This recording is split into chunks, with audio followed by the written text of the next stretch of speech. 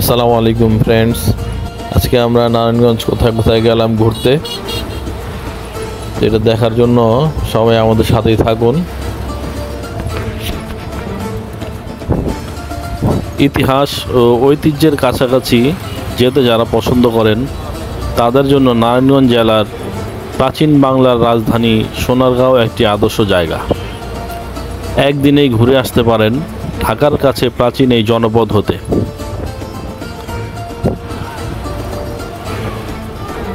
এক সময় সাহিত্য, শিল্পকলা, সংস্কৃতিতে সোনারগাঁও ছিল বাংলাদেশের এক গৌরবময় জনপদ। 1280 খ্রিস্টাব্দে এই অঞ্চলে মুসলিম আধিপত্যের সূচনা হয়।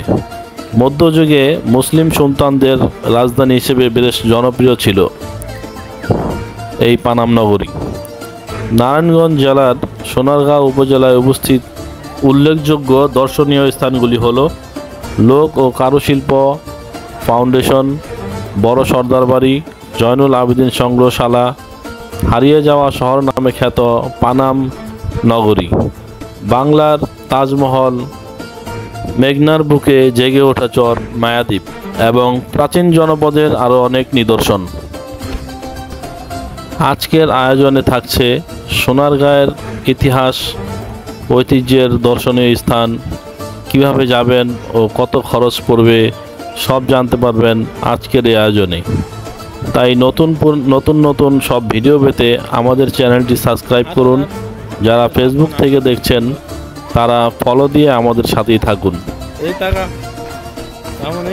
জনপ্রতি 30 টাকা এন্ট্রি ফিতে ঢুকে দেখতে পারেন নারায়ণগঞ্জ জাদুঘর।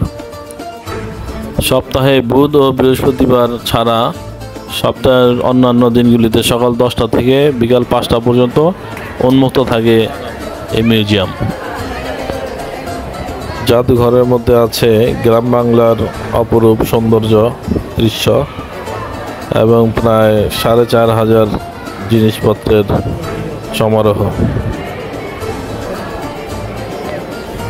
ঢাকা থেকে খুব সহজেই নিজস্ব গাড়িতে চলে আসতে পারেন সোনারগাঁও মিউজিয়ামে, অথবা ঢাকার গুলিস্তান থেকে বোরাক এসি পরিবহনে অথবা নন এসি স্বদেশ দোহেল পরিবহনে সরাসরি চলে আসতে পারেন নারায়ণগঞ্জ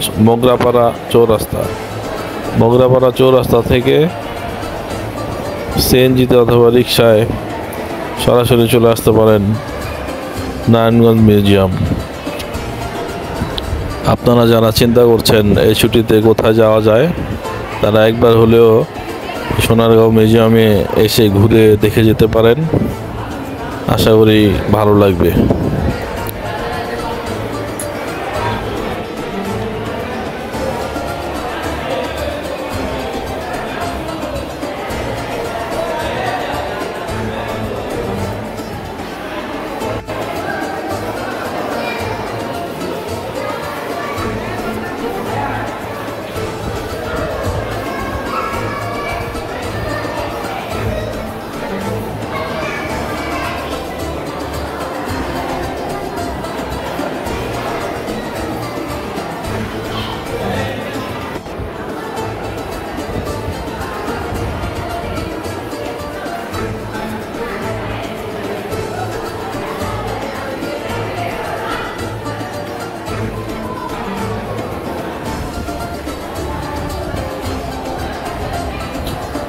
ঢাকার আশপাশ থেকে একদিনেই ঘুরে দেখে যেতে পারেন সোনারগাঁও মিউজিয়াম। পাশে আছে পানামনগর যেতে চাইলে সোনারগাঁও মিউজিয়াম থেকে বের হয়ে সিএনজি যোগে যেতে হবে বুদ্ধের বাজার। জাদুঘর ঘুরে দেখার পর আসতে পারেন ঈশা খাঁর আমলের প্রাচীন জনপদ পানাম নগরী। মাত্র 15 টাকার টিকিটে ঘুরে আসতে পারেন পানাম নগরী। এখানে প্রতিদিন সকাল 10টা থেকে বিকাল 5টা পর্যন্ত পানাম নগরী খোলা থাকে।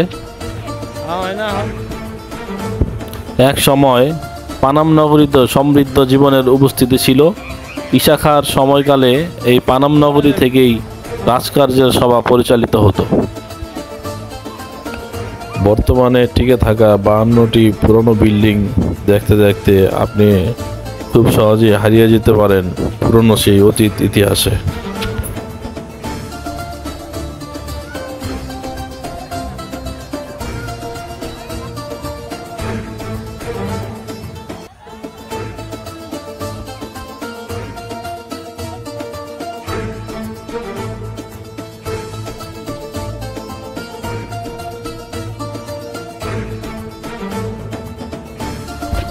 যারা এখনও আমাদের চ্যানেলটি সাবস্ক্রাইব করেন নাই, আমাদের চ্যানেলটি সাবস্ক্রাইব করে আমাদের সাথেই থাকুন।